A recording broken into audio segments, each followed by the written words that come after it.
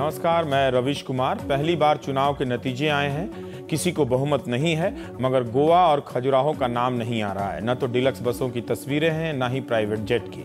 थैलीशाह manager भी नजर नहीं आ रहे हैं और न ही दल बदल कर आकर सरकार बना देने वाले माहिर स्पीकरों की चर्चा हो रही है। सारे हथियार होने के बाद भी, दिल्ली में दल बदल के हालात होने के बाद भी कोई भी सरकार बनाने का नाम नहीं ले रहा। वरना बिहार, मध्य प्रदेश, उत्तर प्रदेश, गुजरात में ऐसी बगावतें आम हुआ करती थीं और विधायकों को तोड़कर रातों रात बसों में भरकर एयरपोर्ट और वहां से फिर गोवा। 1995 में गुजरात में बीजेपी की ही सरकार के खिलाफ बगावत करने वाले उनके तबके अपने शंकर सिंह वाघेला विधायकों को लेकर खजुराहो पहुंच गए थे। झारखंड में 13 साल में 9 मुख्यमंत्री बने, जिसमें 3 बार कांग्रेस ने कमाल किया। 2005 में झारखंड में टूट से बचाने के लिए बीजेपी को अपने ही विधायकों को लेकर जयपुर जाना पड़ा और कुछ निर्दलीय विधायकों को गोवा ले जाना पड़ा। 2006 में कर्नाटक में कांग्रेस के धर्म सिंह की सरकार जब कुमारस्वामी और येदियुरप्पा ने गिराई थी, उस वक्त कुमारस्वामी ने अपने कई विधायकों को गोवा ले गए थे।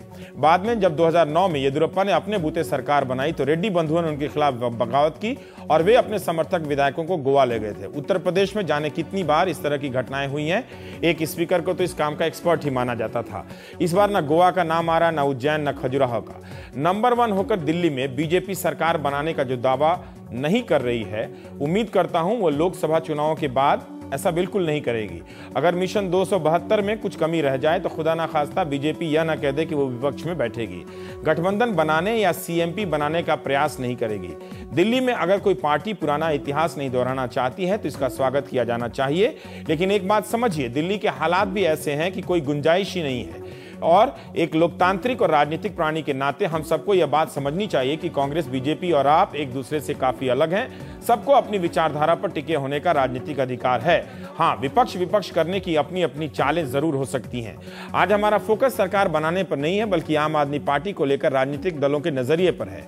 आपकी कॉपी की हालत यह है कि रिजल्ट आने से पहले सब 0 दे रहे थे, अब मास्टर साहब लोग बार बार नंबर बदल रहे हैं। कभी 100 में 60 देते हैं तो कभी काटकर 50 कर देते हैं और कभी 3rd डिवीजन कर देते हैं कि अगली बार तो नंबर खराब ही आने वाला है। शरद पवार ने यह क्यों कहा कि आपकी सरकार बनेगी तो लोग समझ जाएंगे कि आपके दावों में कितना खोखलापन है। 6 महीने में उनके दावों की हवा निकल जाएगी। रामविलास पासवान ने कहा कि यह जनाक्रोश पहली बार नहीं हुआ है। कॉलेज में फर्स्ट ईयर में मैं खुद भी अपने आप को हीरो समझता था, 4th ईयर तक आते आते पता चल गया। अरुण जेटली ने फेसबुक पर लिखा कि क्या आप अस्थायी परिघटना है, क्या यह प्रयोग टिकेगा भी? अंतिम रूप से इस वक्त कुछ नहीं कहा जा सकता। यह गैर पारंपरिक पार्टी है। इसने नकारात्मकता के माहौल को भुनाने का प्रयास किया। इसने अवास्तविक वादे किए और जिम्मेदारी के पद पर नहीं बैठना चाहती है। यह पार्टी सरकार में आकर अपने वादों को पूरा करने से डर गई है। शरद पवार, रामविलास पासवान और अरुण जेटली, इन 3 नेताओं का राजनीति में अपना इतिहास है। राजनीति में पवार और पासवान की एंट्री अपने जमाने में खूब सुर्खियां बटोरा करती थी। अरुण जेटली दिल्ली विश्वविद्यालय छात्र संघ के पहले निर्वाचित अध्यक्ष रहे। 30-40 साल के राजनीतिक अनुभव के बाद इनके बयान को अनावश्यक रूप से अहंकार के रूप में ही नहीं लिया जाना चाहिए। अलग अलग दलों के 3 नेताओं की बात यह बता रही है कि राजनीति में आदर्शवादी होने का ऐलान तो किया जा सकता है, मगर आदर्शवादी होकर राजनीति नहीं की जा सकती। क्या सही में आप पुरानी मान्यताओं को ध्वस्त कर एक नई राजनीतिक शुरुआत कर रही है जो टिकाऊ भी होगी? दिल्ली में 2008 में बीएसपी ने 14% वोट हासिल किया था। इस बार यह घटकर 5.5% पर आ गया है। 12 रिजर्व सीटों में से 9 आम आदमी के पास है और 2 बीजेपी के पास। क्या स्वाभाविक वोटर की अवधारणा ध्वस्त हो जाती है बीएसपी के लिहाज से? ध्यान से देखेंगे कि बीएसपी को 14 सीटों पर 11% से ज्यादा वोट है और 4 सीटों पर 20% से ज्यादा। कांग्रेस के 8 विधायकों में से 4 मुस्लिम हैं। आपने 6 मुस्लिम उम्मीदवार उतारे थे, सभी हार गए। इसके बाद भी आम आदमी पार्टी ने जिस तरह से सभी वर्गों में अपनी पहुंच बनाई है, क्या उसे नजरअंदाज किया जा सकता है? क्या आपने राजनीति का पुराना तरीका बदल दिया है? या शरद पवार, रामविलास पासवान की आशंकाएं सही हैं कि 6 महीने के बाद यह बुलबुला गायब हो जाएगा और यह भी उनके जैसी हो जाएगी? क्या ये बड़े नेता इस बात की पुष्टि कर रहे हैं कि राजनीति में समझौता ही हो सकता है? जो वादे किए जा सकते हैं उन्हें पूरा करना मुमकिन नहीं है। इसके बिना राजनीति नहीं हो सकती। कौन चाहता है कि ये भी फेल हो जाएं? इससे किसे लाभ होगा? कौन चाहता है कि इनके बीच से कोई घोटालेबाज निकल आए ताकि इनके डर से जो दल बदल रुका हुआ है वो शुरू हो जाए? प्राइम टाइम में हम बात करेंगे। हमारे साथ शिवम विज हैं, ब्लॉगर हैं, पत्रकार हैं। हिलाल अहमद हैं न्यूजीलैंड से, स्काइप के जरिए एसोसिएट फेलो रहे हैं CSDS के। किशोर अस्थाना साहब हैं, आप सदस्य हैं आम आदमी पार्टी के। प्रोफेसर विवेक कुमार समाजशास्त्री, राजनीतिक प्राणी भी हैं JNU के। और सुधांशु त्रिवेदी प्रवक्ता और एक तरह से युवा चेहरा हैं BJP के। हिलाल, चूंकि आप बाहर हैं, इससे पहला शुरुआत मैं आपसे ही करना चाहता हूं कि सचमुच आप आम आदमी पार्टी में आपको कोई नई बात लगी, या शिवम विज या अखिलेश शिवदास जैसे कई लोग कह रहे हैं कि इस तरह की परिघटना राजनीति में खूब हुई है। मंडल के दौर में कई तरह के दल उभरे हैं, उससे पहले भी कई तरह के दल उभरे हैं, आए हैं और सब एक दूसरे के जैसे बन गए हैं। नहीं, मुझे ऐसा लगता है कि ये वाकई में एक नई परिघटना है। इसे अभी इससे हमें बहुत उम्मीद नहीं करनी चाहिए। मैं आपको किसी एक राजनीतिक दल के तौर पर नहीं देखता हूं, एक विचार के तौर पर देखता हूं। और ये विचार जिस भारतीय राजनीति में जब विचार की राजनीति बिल्कुल खोखली हो गई थी, तब उभर कर सामने आया है, जिसने वोटर को एक वोटर के तौर पर संबोधित किया है। अभी आपने मुसलमानों और आपके बीच के रिश्ते के बारे में बात की, तो मैं कहना चाहूंगा, मेरे पास में इस समय में यहाँ पर आंकड़े हैं और मैं बहुत साफ देख रहा हूं कि देखिए, जो कॉन्स्टिट्यूएंसी लेवल इलेक्शंस होते हैं उसमें पहले से जो आदमी पहले से वहां काम कर रहा है उसका एक बेस होता है, लेकिन इसके बावजूद आपकी परफॉर्मेंस जो है वो बहुत ही रिमार्केबल है। तो इस रिमार्केबल परफॉर्मेंस के साथ हम ये कह सकते हैं कि एक नई परिघटना है, और इससे बहुत उम्मीद अभी एकदम से नहीं करनी चाहिए। अभी 10 साल का समय देना चाहिए इस पार्टी को एक पार्टी के तौर पर बनने के लिए। लेकिन हमें एक चीज नहीं भूलनी चाहिए कि ये पार्टी कहीं ना कहीं पर आंदोलन के गर्भ से निकली है, और इसका एक खास रिश्ता जन आंदोलनों की राजनीति से है। हमारी सारी चर्चाओं में जन आंदोलनों की राजनीति नहीं आई है अभी तक आपको लेकर, लेकिन अगर हम जन आंदोलनों की ऊर्जा का राजनीतिक शक्ति के रूप में जो परिवर्तन हो रहा है उसको देखने की कोशिश करेंगे तो यह संभव है कि हमें नया दृश्य नजर आए। पर आपको लगता है कि जैसे मुस्लिम वोटर के संदर्भ में मैं बात कर रहा था, या फिर BSP के वोटर के संदर्भ में बात कर रहा था, आप वहां पहचान की राजनीति को विस्थापित कर पा रही है? देखिए, यहाँ पहचान की राजनीति की नई परिभाषा की बात है। दलित या मुसलमान को केवल दलित या मुसलमान कहकर संबोधित नहीं किया जा रहा है, एक वोटर के तौर पर कहकर संबोधित किया जा रहा है, और ये कहकर किया जा रहा है कि आप अपनी पहचान मत छोड़िए, लेकिन उन मुद्दों पर जो कि सबके साथ में जुड़े हुए हैं, उन मुद्दों पर आप साथ आइए। और ये जिस तरह की इंक्लूसिव पॉलिटिक्स है, वो उस तरह की इंक्लूसिव पॉलिटिक्स किसी और राजनीतिक पार्टी के साथ में नहीं है। केवल एक एग्जांपल से मैं इस बात को साफ करना चाहूंगा। आप देखिए कि मोदी का भी इसी तरह का इंक्लूसिव पॉलिटिक्स का नारा हम देख रहे हैं, लेकिन अगर उसको अरविंद केजरीवाल ने कुछ समय पहले एक बड़ी इंटरेस्टिंग किताब लिखी थी स्वराज के नाम से, और बहुत अजीब बात है कि उस किताब की चर्चा आमतौर पर हमारी राजनीतिक चर्चाओं में नहीं हुई। लेकिन मैं ये कहना चाहूंगा कि अगर हम इसकी तुलना करें, जो ये अपना मोदी का नारा है इंक्लूसिव पॉलिटिक्स का, और स्वराज की राजनीति का जो नारा है अरविंद केजरीवाल का, वो उन दोनों में एक जमीन और आसमान का फर्क है। यहां पर यह कहा जा रहा है कि आपको अपनी पहचान छोड़ने की जरूरत नहीं है आपको वोटर बनने के लिए, भारतीय बनने के लिए। आप अपनी पहचान के साथ भारतीय बनेंगे और सारी राजनीतिक प्रक्रियाओं के हिस्सेदार बनेंगे, लेकिन आपके जो खास मुद्दे हैं उनके ऊपर भी उतना ही ध्यान दिया जाएगा। ठीक है। अब मेरे साथ सुधांशु त्रिवेदी हैं। सुधांशु, मैं अखिलेश शिवदास हैं, समाजशास्त्री हैं, उनका ही एक कोट से आपसे सवाल करना चाहता हूं, और जो हिलाल ने कहा आप उस पर अपनी टिप्पणी कर सकते हैं।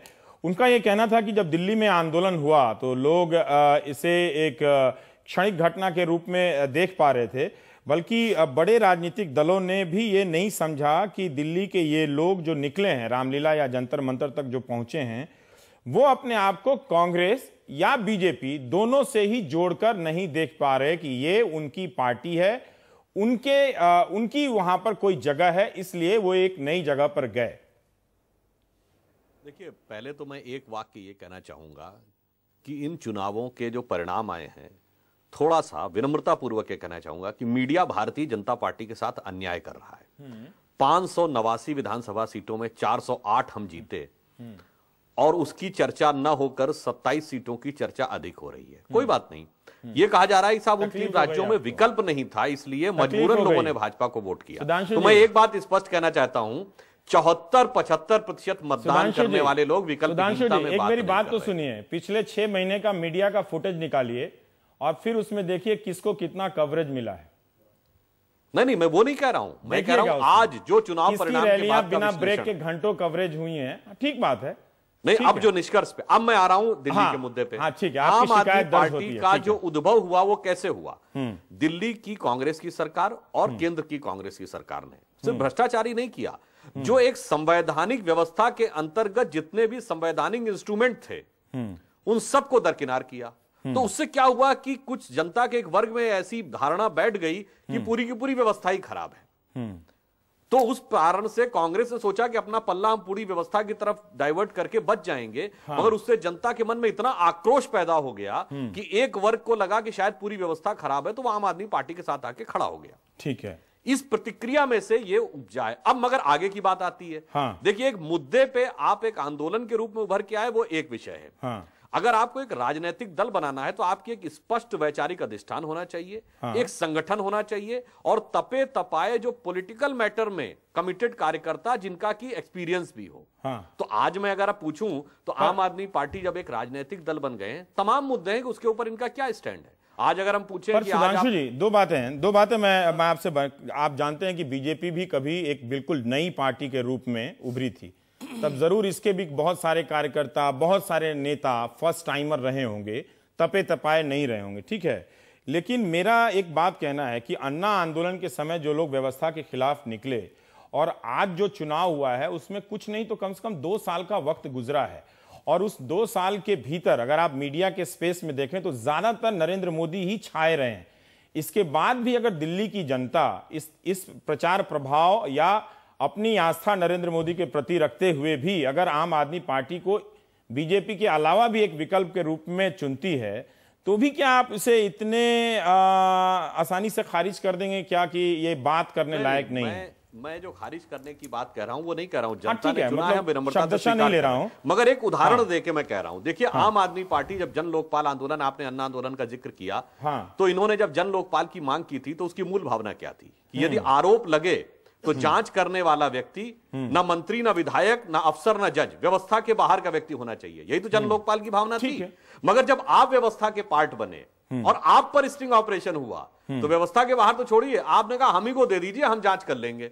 जबकि जन लोकपाल की भावना यह कहती थी कि मीडिया की एक कमेटी बनाते और आप कहते यह कमेटी जो निर्णय करेगी वो हम स्वीकार कर लेंगे। तो ये एक छोटा सा उदाहरण हुआ कि जैसे ही आप व्यवस्था के पार्ट आते हैं तो जो एक होता ना कमिटमेंट एंड प्रैक्टिकलिटी, ठीक है, element of mission, element of politics, उसका अंतर तो एक चरण में ही दिखाई पड़ने लगा।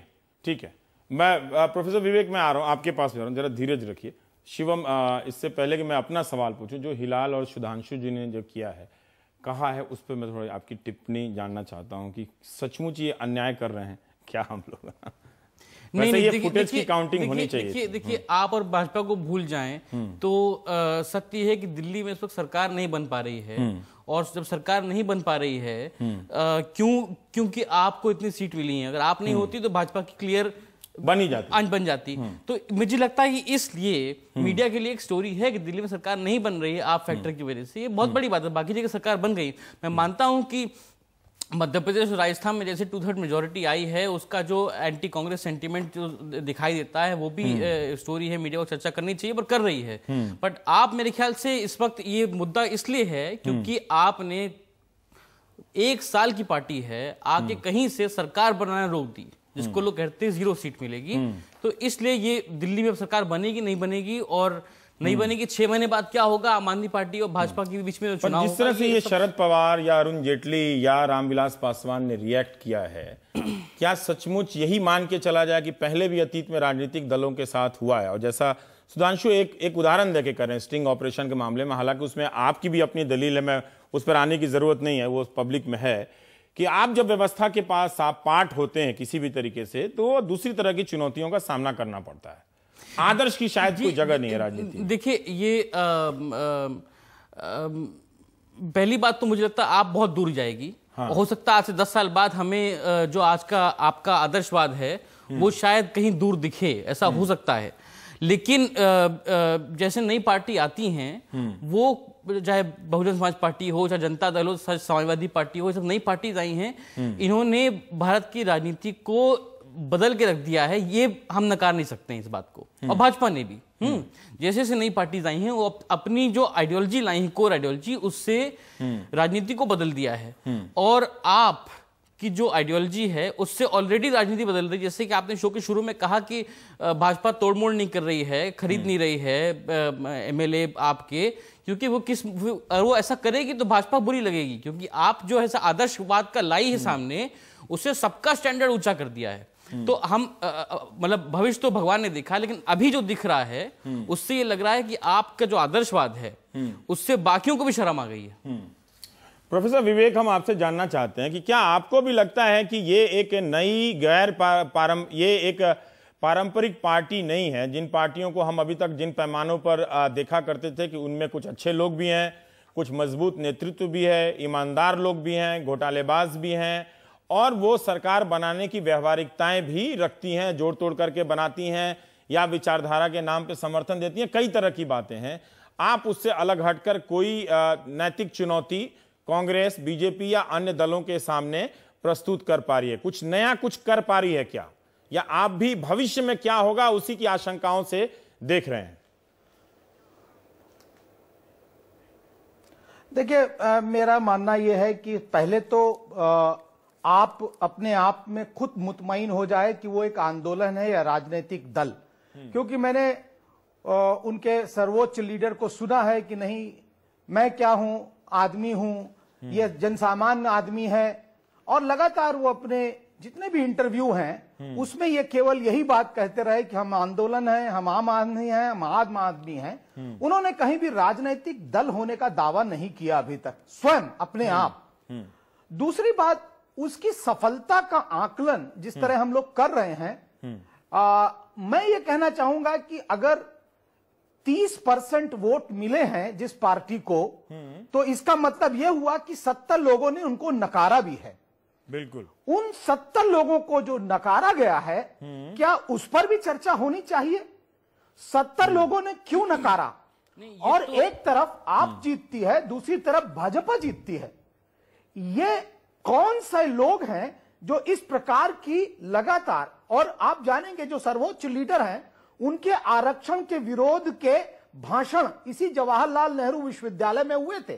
तो इसलिए यह कहना कि नहीं ये कुछ नया करेंगे, मुझे थोड़ी आशंका है। दूसरी बात मैं यहां यह कहना चाहता हूं, उनका नाम भी ले सकते थे आप, अरविंद केजरीवाल। मतलब मैं ये एक एटीट्यूड देख रहा हूं। देखिए, मैं इसका विरोधी रहा हूं कि मजाक में भी कोई मोदी को कोई फेंकू कहता है या मजाक में भी कोई राहुल को पप्पू कहता है, तो ये मुझे ठीक नहीं लगता है। राजनीति में नेताओं का सम्मान किया जाना चाहिए, क्योंकि वो लोग सब एक जनता को प्रतिनिधित्व करते हैं। कोई हारता है, कोई जीतता है। नहीं, नाम ले सकते हैं, ऐसी कोई बात नहीं।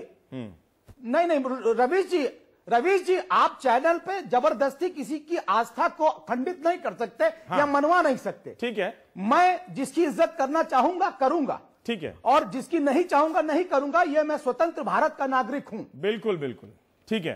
तो वो सर्वोच्च नेता जो कहते हैं, ठीक है। दूसरी बात हाँ, नहीं, दूसरी बात मैं ये कहना चाहता हूं कि महात्मा और राजनीतिक में अंतर करना पड़ेगा। महात्मा पूरा सच बोलता है और राजनीतिक जो कुछ बोलता है दूसरे हाथ को भी नहीं पता लगना चाहिए। अच्छा। तो क्या जो राजनीति में आए हैं क्या वो महात्मा हो गए हैं कि राजनीति ही करेंगे?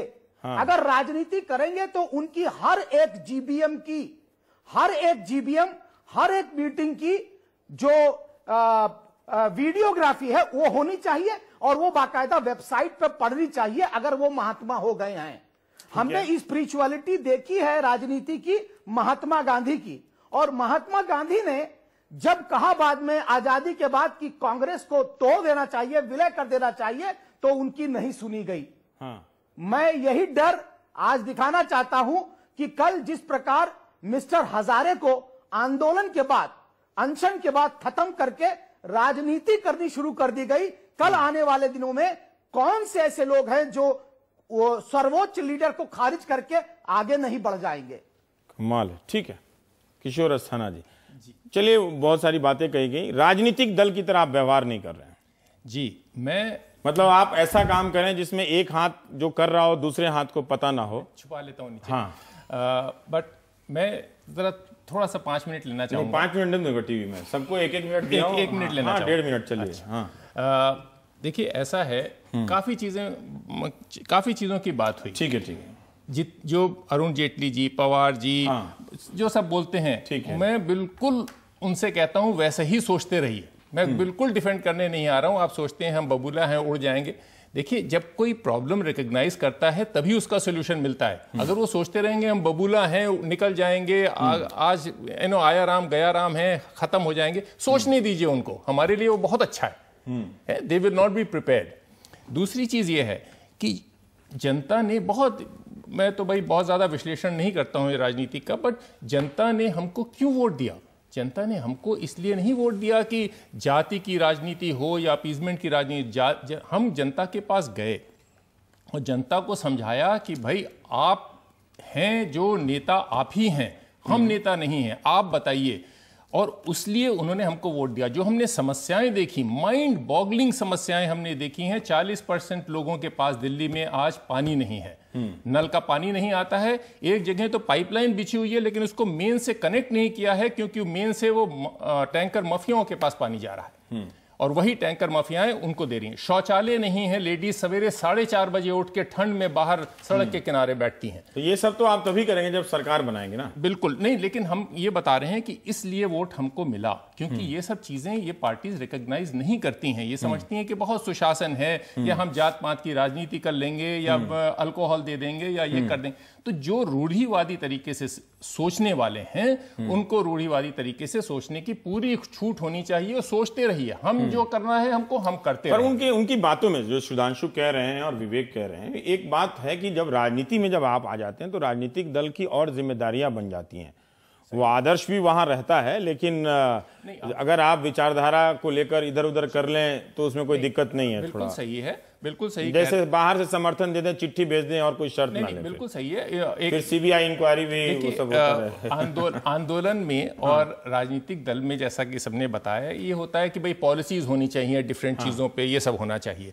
अब मैं आपको बताना चाहूंगा, हमारी 51 कमिटीज बनी हैं हर एक अलग अलग मुद्दे पे। जैसे वो हर पार्टियों में है। नहीं, वो हर पार्टी में है। हर पार्टी तो 51 कमेटी नहीं है, पर इस तरह की कमेटियां उनके यहाँ भी होती है, ऐसी बात नहीं है। नहीं होती हैं, और इसमें बड़े बड़े लोग हैं, एम्बेसडर्स हैं, एडमिरल रामदास हैं, बहुत लोग हैं जो अपनी अपने स्पेशलिटी पे पॉलिसीज बना रहे हैं। ठीक है ना। तो वही, और पार्टी तो ये नहीं कहती कि हम आंदोलन है तो वो कहती हैं हम पॉलिटिकल पार्टी हैं। हम भी पॉलिटिकल पार्टी हैं। आंदोलन और पॉलिटिकल पार्टी में फर्क यही होता है कि आंदोलन is activism on the ground, political party is constructing that activism into something concrete. आपको शिवम नहीं लगता कि बहुत ज्यादा आदर्श की स्थिति है? जैसे अब मान लिया जाए यही लोग कह रहे हैं, इन्होंने इतनी राजनीति देखी है, तो इसमें क्या गलत है? नहीं, देखिए, ये जिन लोग को आदर्श से प्रॉब्लम हो रही है वो अपना गिरेबान देखिए ना। ये आपके लिए स्टैंडर्ड इतना है कि जी आपका स्ट्रिंग हुआ, आपने ये नहीं किया। और ऐसा भी स्टैंडर्ड ना बन जाए कि हम दल बदल ना कर पाए। नहीं, हाँ, मतलब अपना गिरेबान देखिए, अपना बताइए। अभी जो आंदोलन की बात है, अगर कोई पॉलिटिकल पार्टी आंदोलन नहीं रह गई है तो पॉलिटिकल पार्टी नहीं रह गई है। अब क्योंकि कांग्रेस आंदोलन नहीं रह गई है, उसको जमीन पे काम करना नहीं आता है, क्योंकि भाजपा के दिल्ली के नेता इसी कमरे में बैठते हैं, इसी नरेंद्र मोदी ऊपर आ गए हैं, क्योंकि वो जमीन के आदमी हैं, चाहे उनकी आप पॉलिटिक्स से सहमत हो या असहमत हो। लेकिन क्योंकि अगर आप आंदोलन करना बंद कर देते हैं, और जैसे कि बहुजन समाज पार्टी है उत्तर प्रदेश में, जिसपे विवेक कुमार जी ने बहुत काम किया है, वो आज भी एक आंदोलन है, तो इसलिए वो कायम है और वो चल रही है। या समाजवादी पार्टी है, तो वैसे ही आंदोलन करना, सड़क पे जाना, ये पॉलिटिकल पार्टी का काम है। जो आंदोलन, और तो इसलिए जो विवेक कुमार जी कह रहे हैं आंदोलन और पॉलिटिकल पार्टी अलग चीज है, ये मैं नहीं मानता।